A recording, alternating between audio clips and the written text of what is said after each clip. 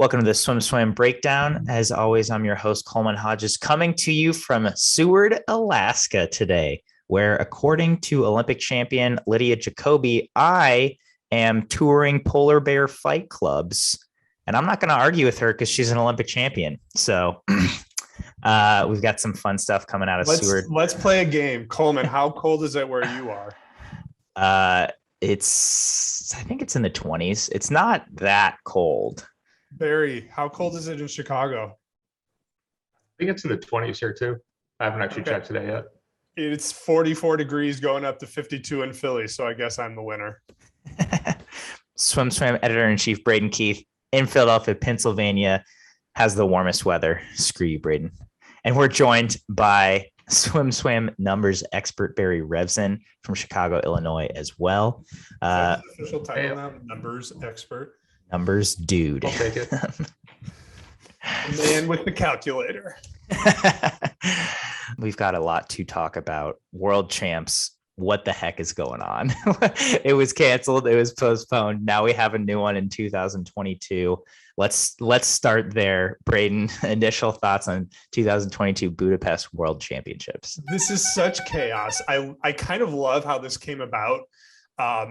The story is that basically they were talking about doing World Cups, also overlapping with the ISL, and the Hungarian president. So not the head of the Hungarian Federation, but the head of the entire Hungarian government looked at them and said, well, why not just give me a world championship meet instead? And they said, okay. And so FINA is making a point and insisting that it's not a scaled back meet, but like by definition, it's a scaled back meet because it's the same venue that hosted 2017 Worlds, but it's a third of the capacity. So they're not building, too much of a giant extra grandstand, and they're spreading the events out at different pools. But I think the sense I get from talking to people is that most people are happy that there's going to be a 2022 Worlds. I think most people were keyed up for it. There can be some quibbling about the timing. Obviously, the ISL isn't happy about it.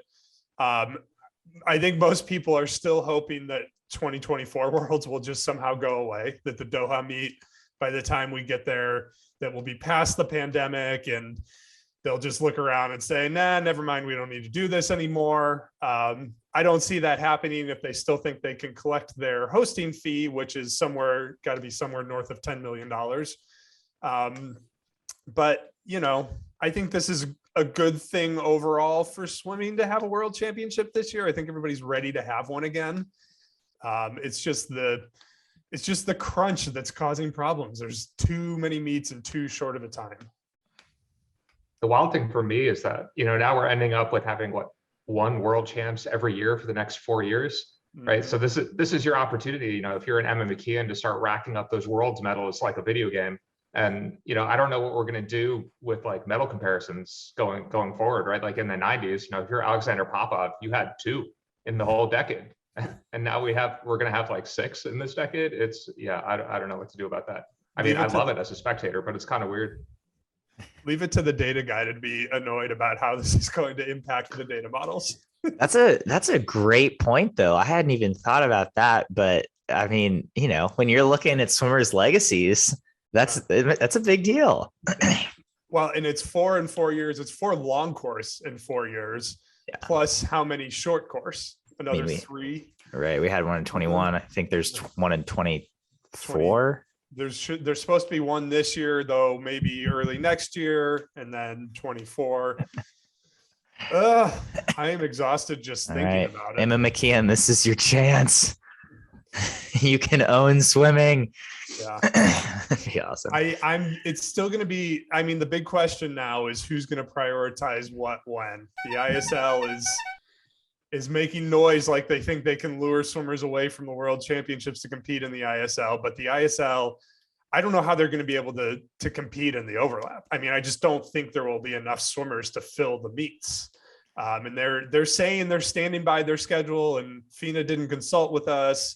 I don't know Obviously. why I don't know why they would expect FINA to consult with them based on the relationship on both sides. But It's I don't know how they're going to do that. I know they have high hopes, but I don't know if it's going to happen. Yeah, I mean this would have been like the big opportunity to have, you know, your Simone Manuels and your Katie Ledecky, like the big world swimmers that haven't done the ISL, or like sort of in Ledecky's case, to actually do this season because they didn't have an alternative, but now they do. So I did recently happening. I did recently sit down with Katie and she said flat out, I'm not doing ISL. Which, yeah, I'd been like, hey, you kind of did it before. Do you think you would do it again? She's like, I'm focused on long course. I'm not going to do short course. I might do short course one day. I don't know when that's going to be. So it's a long course, short course issue, not a ISL per se, or at least that's how she's presenting it. Yeah, she said, if world champs are happening this year, I'm doing that. Yeah, I mean, I guess all the athletes at the moment have an easy out because it's short course, but I wonder what they'd say if it went to long course. Now they have a super easy out. Yeah, I mean, I was really curious about that too, Braden. It's like, now, will they have enough swimmers to have teams? Will the teams be like G League teams, which is already been a problem. June and July, right? Yeah. We already saw guys swimming like 105 frees last season. So where are we going to go from there? So that brings us to a really good point of, they announced the pro versus semi-pro option. ISL did.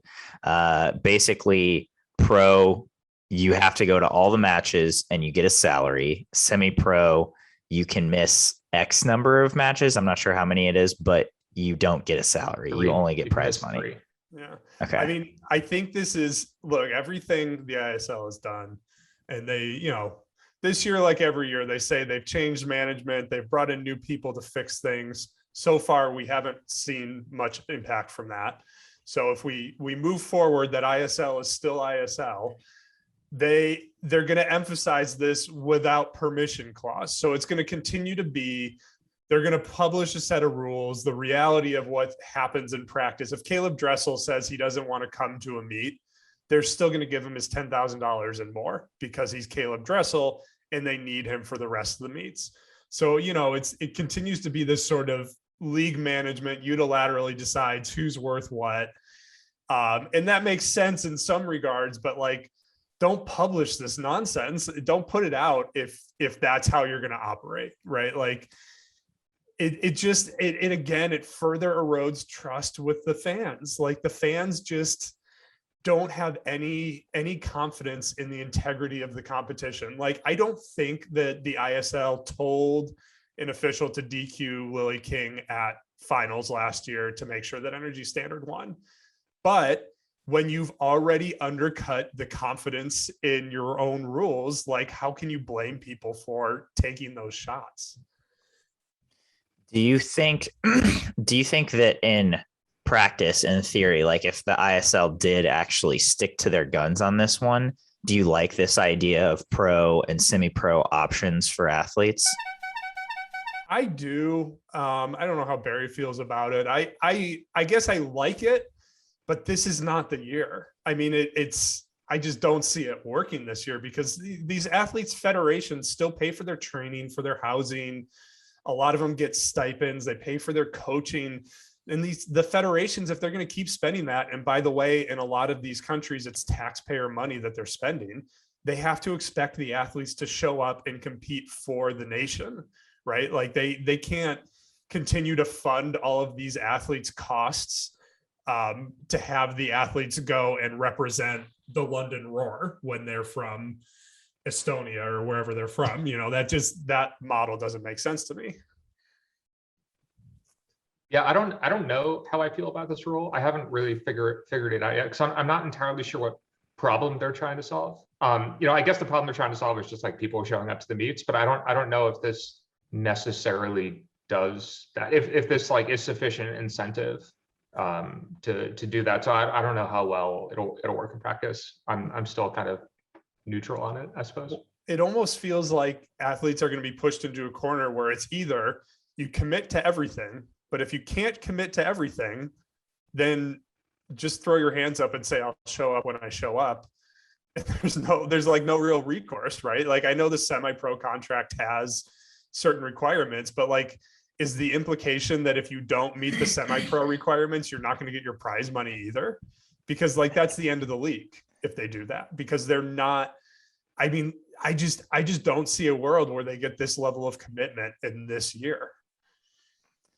I think the interesting thing is going to be like, so if you're someone like Tom Shields, right? Like, which of these choices do you make, right? Like this is a guy who's going to make a lot of money from the ISL. Does he choose to go pro or does he choose to go semi-pro? And if Shields is going to be a guy that goes semi-pro because he needs the flexibility to do whatever, then I don't think the rule is going to work out very well, because Shields is certainly the kind of guy that they would want to be like a pro, right?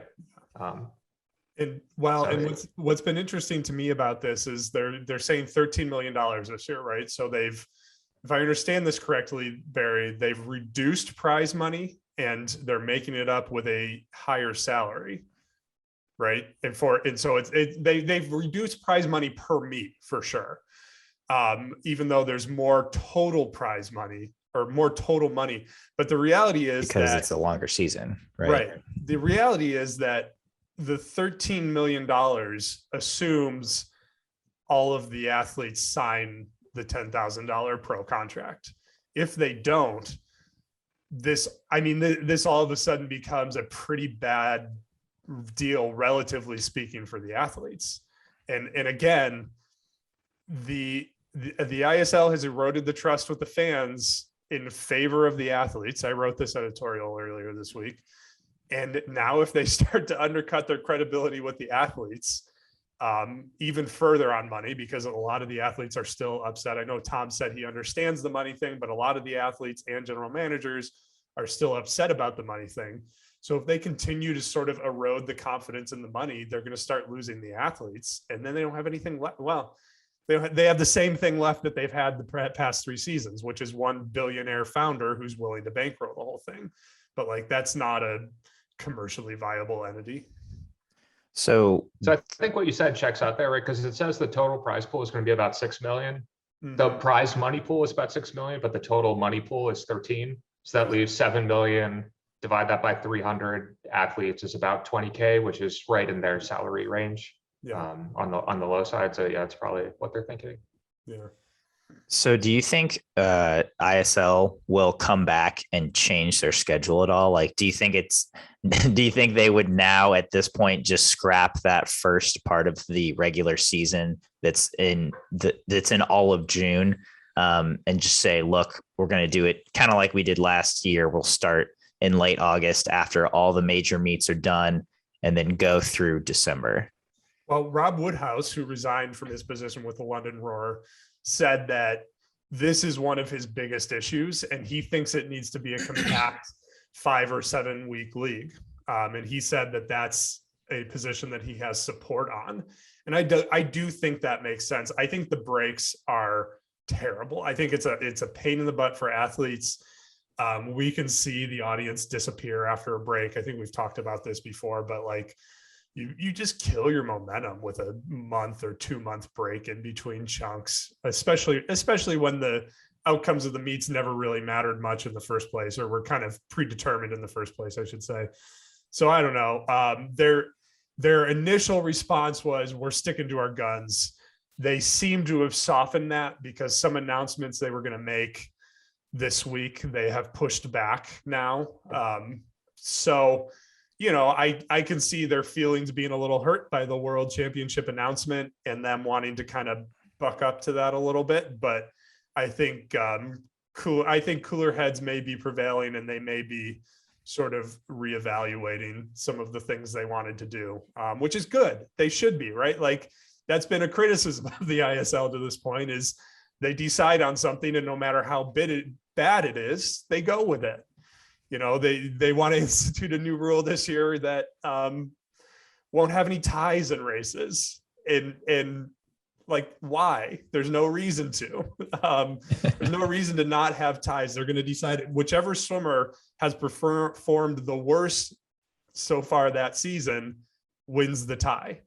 And I don't know what problem that's solving, but like, it's an example of the ISL sometimes does some things that nobody else understands, but at least here if they are reevaluating, I would be like a proud father that they have stepped back and thought about something and made a change. Yeah, the tie rule, proposed rule, I super dislike, especially as like the guy that scores all the meets for SwimSwam. It's like, you know, we're going from a system that's very easy to understand. Like the jackpot rules are complicated and the checkpoint rules are complicated, but like you could look at each meet in a vacuum and compute its score without knowing any history fairly straightforwardly. And now suddenly you have to track everyone's rating in every event in order to even compute the score of a meet. And the rating system is not great. It's not something that people understand very well. And it's not something that even has like really predictive power over how good people are in events. Like, I think even if you look at last season, like Zane Grothy was rated higher in the 400 free than Kyle Chalmers was in the 100 free. And even like Kyle Chalmers was rated lower in the 100 free than Anna Hopkins in the 100 free, just because he swum it less, right? So that already like isn't a great starting point. And then like, we're just going to arbitrarily, like ties are something that people understand. Like you tied, you should have the same outcome. That's what it means to have a tie. And now suddenly we're just going to arbitrarily decide that the worst person wins. It's like, can you imagine if the way that the Bills Chiefs game was decided in the playoffs was that, oh, well, the Bills had the worst record, so I guess they won this game. Like people already hate the NFL overtime rules. Like the solution to that problem isn't to like make it worse, I don't think. I mean, I just like, yeah. It kind of feels counter to what they've said, right? Like in your NFL example, it's like the away team advantage. So you've said that the team with the better record gets an advantage of being at home, but you would give the win to the road team because they were worse. The ISL has justified their rating system. There's a few cases. I think Zane Grothy was the top rated 400 freestyler in the league for a long time. And it was because a lot of the 400 freestylers either weren't swimming the 400 free very much or weren't racing at all. That was their response to that. And so they obviously like that the rating system rewards athletes who show up more. But like now you're gonna go the opposite way and you're gonna reward the athletes who show up less in the case of a tie. And there's not that many ties. It doesn't make that big of a difference. But that's almost like another point against it. Like why do this for the one or two ties that you see in a meet and most of them are like 6th or 7th place. And we already know that like nobody's paying attention to 6th or 7th place. So like, I just don't get it. I don't get what they're doing. Is that their way of trying to add parity? Like is that the problem that it tries to solve at least? I don't know. Like there aren't, right? Like Brandon said, there aren't that many ties. You get like maybe a couple in a match. Right. So we're talking about a total swing of a few points. 5 points. Every meet is decided. Almost every meet is decided by 100 points or more. Yeah. Yeah. Maybe it breaks ties with money. Maybe it's just easier for them to calculate the money if they don't have ties. So we're gonna. It's way. Take it from me. It's way harder to calculate with this rule than it is with just the normal tie rule. It's a lot more work. So we're going to see how ISL pans out. I'm curious as to your opinions on another big schedule announcement, which is USA Swimming's. They finally released their response to this 2022 World Champs yesterday. So they canceled Des Moines and then World Champs was announced. So now they've got a pro swim same weekend as Des Moines in Chicago. We are keeping... So I was talking to Lydia about this last night, and she's like, it's going to be really weird to have NCAA's end of March, a month later, World Trials, and then 2 months later, World Champs. You have a pro swim at Mission Viejo in the middle of that.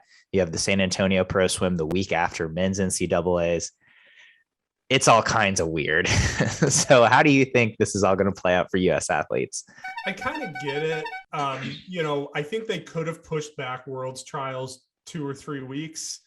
And I think that the fact that I think most people had sort of written World Trials off of their calendars by this point. And so, I think that would have given them the opportunity to move it back. But, even the pools that host those big meets have other scheduled events and people who have paid to reserve their pools.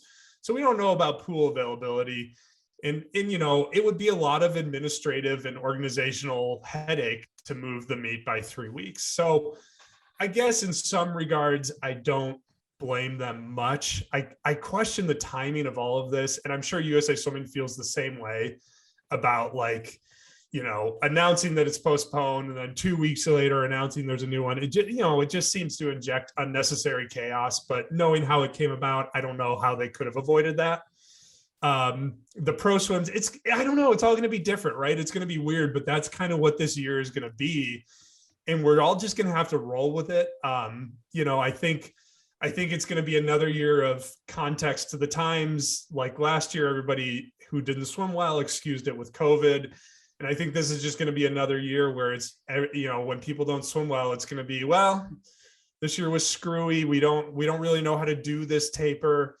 Advantage to swimmers like Lydia. So good for her. Maybe this motivates more pros to stay around for the extra triad, not a quad, the triad. Because they can, they have a little bit of an advantage over the college swimmers. I don't know, whatever. It's going to be weird, but I'm okay with it being weird. Barry, you have any thoughts on this one? I mean, what do schedules even mean anyway? I'm just waiting for like the next announcement.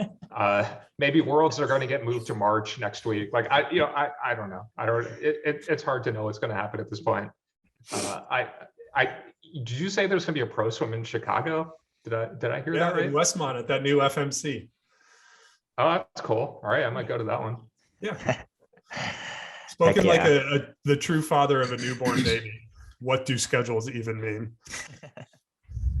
Truth. Yeah. So it's going to be screwy. It's like you said, Braden, it's something we've never seen before. I was hoping it would be a little more original if we're already going with something we've never seen before, but hey, we'll see how it all pans out. Listen, we've talked enough. We had one more thing on the topic, but I'm going to just cut it because I want to play some sink or swim. So let's sink or swim. First up on sink or swim, Kate Douglas swam she's now the number 2 performer in the 200-yard breast all time. I think she swam the number 3 time all time behind 2 of Lily King's performances. Is she going to swim this at NCAAs? I am sinking it because I think Virginia has this meet won. I think barring disaster, there's always a COVID caveat to any prediction these days, but barring disaster, I think Virginia's got the meet won. And I think it's just so in Virginia's ethos to throw their best swimmers in the biggest races. And the biggest race for her on day 4 the biggest field is the 100 free. Even though Kate Douglas could win it, I think they want her in the show-stopping race. I think they want her to beat Maggie McNeil and Tori Husk and whoever else might swim it. So I'm sinking it. Yeah, I kind of agree. I just think the 100 free is going to be just such a marquee lineup that, I want to see her do the 200 breast because I just want to see if she can get that 202 and like, what can she even throw down? But I also, I mean, if I'm just rooting as a fan, like I don't know how you could root against that potential 100 free lineup. So I just think that's going to happen. So you have to say sink or swim, Barry. Sorry. All right, fine. I'm sinking the 200 breaststroke. I'm sinking her swimming the 200 breaststroke. I'm definitely swimming the 200 breaststroke. So I talked to Todd. I was at UVA and I was like, do you know what Kate's swimming at NCAAs? He's like, nope. We don't know yet. He's like, I tell all the athletes, swim what you're most excited to swim. And so we don't know what she's swimming yet. They thought that she would want to go for they're like, we kind of think she wants to go for the record, So I'm swimming it in hopes that she goes for the record and that Gretchen Walsh can clean up in the 100 free. Next up, we've got an NC State Florida showdown, but not in the pool. On the internet, on Fortnite. They've got an 8v8 tournament going on today, I think, Wednesday. It's 7 a.m. I don't know if there's a Twitch stream. If there's not, that's a travesty. 7 p.m. Coleman. So did I say 7 a.m.? Yeah, but you're on Alaska time, so sorry. Yeah, it's 7 a.m. here, so I'm a little loopy. Who you guys got? NC State or Florida for 8v8 Fortnite tournament? I'm taking NC State. They just seem like cooler to me as like individuals. This is not like a commentary on which team is better. Will that aid them in Fortnite? I don't know. They seem more like into the culture, at least on social, which leads me to believe that they spend more time playing Fortnite. We're pretty sure like they run the Sussy Swim account, and that leads me to believe that they're like deeper within the worlds of people who play lots of Fortnite. So I'm going to take NC State. It's totally scientific. This one is so out of my league. I'm such an old man. I've never played Fortnite. I don't know how to gauge this. I mostly see game developers on Twitter just complain about their lives. So I'm sinking both of them. But no, I have no idea. I'll take Florida just because Braden took NC State. I'm gonna take Florida as well, mostly because I was also just there, and they did some of the. After one of their practices, Kieran Smith walked up to me. He's like, "You gonna be here tomorrow?" I was like, "Yeah, I'm filming tomorrow's practice." He's like, "Okay, good. Today was kind of Florida boring practice." I was like, Yes, it was. And so I think in Gainesville they need entertainment, and therefore they play lots of Fortnite is my guess. And so I'm taking Florida for the win. So we'll see. I'm excited to see that one. Luke Hobson, 843, 1,000 free at a dual meet. Texas is looking real good. Texas men are looking way faster than they normally do in season, which is exciting in and of itself. Luke Hobson broke the 17-18 national age group record in the 1,000 after breaking Phelps's 500 free nag at midseason. So I know this is a little out there, but do you think Luke Hobson can take an NCAA title this year? He's top ranked in the 500. He's looking really spicy in the mile. Do you think it can happen? I'm going to swim that he can, because last year we didn't necessarily see the mid-distance freestylers a lot of them swim their best times at NCAAs, thinking Kieran specifically. I don't think he will. I'm going to think that he will. First of all, we have to acknowledge, in spite of all of Eddie's success in the last few years, they haven't hit their NCAA taper perfectly every year. So it's not like a given that he's going to be faster than the 409 that he already went. I just think the races are too deep. I think Bobby Fink has too much momentum. I think Kieran Smith and Bobby training together gives them too much power. I think the Georgia guys really want to prove something. I just think the race is too deep. And, we've seen star freshmen before sometimes shirk in those moments. We've seen them have success in those moments, as in last year's 500 free, but Carson Foster was a counterexample. So I'm going to say sink it for this year. I'm sure he will win a title at some point in his career, though. Yeah, I agree with that. Like, between Kieran and Jake McGahee in the 500 and Bobby Fink and Bruniger in the mile, it's too much for him this year. I think he'll eventually win an NCAA title, probably more than one. But I'm sinking that this year. Swimming the Big 12 title, though. I think he's going to get that one. Big 12 title. Huge call. Bold prediction. Will he be faster at Big 12s than the winner of the SEC title, where Texas will be before he graduates? Right? Is that maybe? 23, 24. I think his senior year they'll be in the SEC. 2025.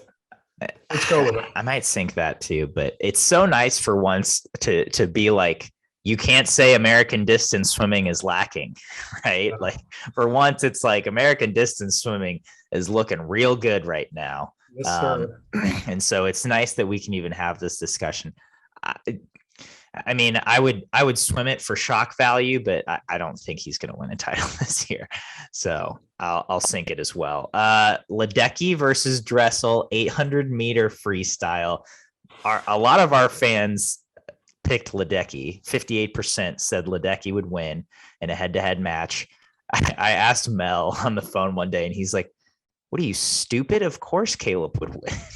And I was like, "Oh, hot take, percentage-wise." What do you guys think? Dressel or Ledecky? I think shaved and tapered Dressel wins, suited, shaved, and taper. I think in season, it's very, very close. I think a long course 800 in season, I still think Dressel wins, but it would be pretty close. I think that the long course in season time would be pretty close. I think a shaved, tapered, suited time wouldn't be super close. Yeah, so he's been 4 flat in the 400, which is not like, yeah. But right. So is Katie. And so is Katie, right? So like I think it'd be interesting. But if we're thinking about like dream Ledecky race scenarios, like what I would really love to see from her is like, how in track and field they sometimes have rabbits at like major meets to push the pace.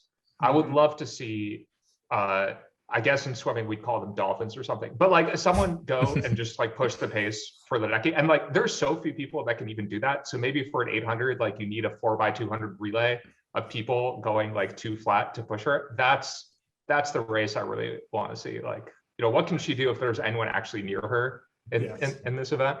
But yeah, if it's shaved and tapered, I got to give it to Dressel. So I think in season, Ledecky takes it. I think we've seen her beat men in the mile and 800 at in-season meets before, like almost all of them. And I don't think Dressel could throw down an elite 800 free time in season. I do think shaved and tapered, if he was like actually focusing on it, he could take her. But you've got to be sub 8 shaved and tapered, right? Yeah, I would think he could do. And I don't think he's going sub 8 even in a perfect scenario. That's a hot take. Is it? What's your 806? I don't think it's that hot of a take.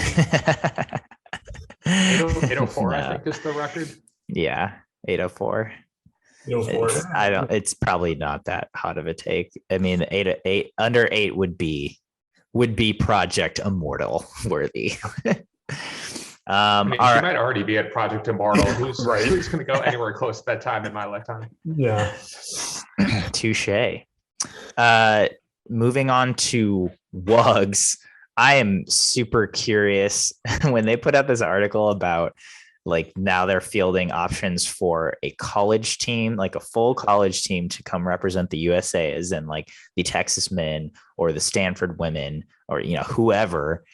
I'm super curious as to if that would ever happen with any team. Like, at what team would it stop? At what team would actually hit like okay, we'll do it. Well, it comes down to who's paying for it, right? I still am not fully clear on why USA Swimming isn't sending a team, especially since they made that announcement when they thought there was no world championship meet. I think what I was told is that they only budget for 1 WUGs per quad, and that's usually the WUGs that's the year before the Olympics. But we send a WUGs team. Could have been wrong. I don't know. But I hope this happens. I think it would be a really cool way to do this, and it would remind everybody of like the purpose of WUGs, which is sort of this global unity about college students sort of thing. So I'd love to see, them send the core of a team, whoever wants to go, and, supplement, fill in some gaps with some other swimmers. I think that would be a lot of fun. But again, I think it's going to come down to who funds this, because this is not a cheap trip.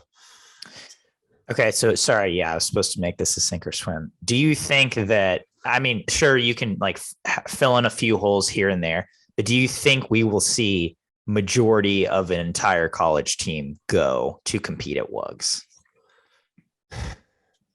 I'm gonna sink it. I think the appetite for traveling to China for international sporting events right now is pretty low, and there's already been some weird things happening at the Olympics, and I think USA Swimming will probably encourage its athletes not to go, and I don't know. I'm gonna sink it. I think there's just too many hurdles to get over for it to work.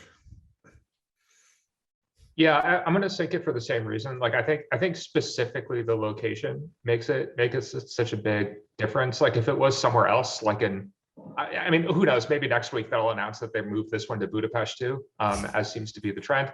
And in that case, I think it'd be super cool if we went all the way down and had, like, Kenyon or Emory, send their team to WUGs. I think that'd be pretty cool. But yeah, I'm not sure if that's actually going to be a thing. Interesting question. I mean, as Olympic sports in the NCAA, as we get more and more afraid of them disappearing, world university sport might become more important to these teams in the long term. That might become a new governing body, a new structure, a new source of funding. So maybe there's a long play here that somebody needs to buck up and send a team. I agree with Barry in that I would love to see a D3 team or a D2 team, go and get to represent Queens the country. Go. Jeff Dugdale would 100% go. Without a doubt. Email us the next day telling us about how his team is basically a D1 team because they went to WUGs. Well, they aren't they going to maybe be a D1 team soon? Maybe. We did report on that. All along.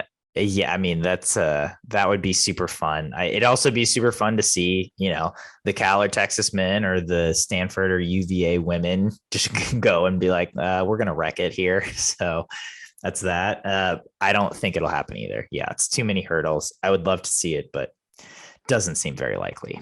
Like this video, follow us, subscribe on YouTube. Thanks.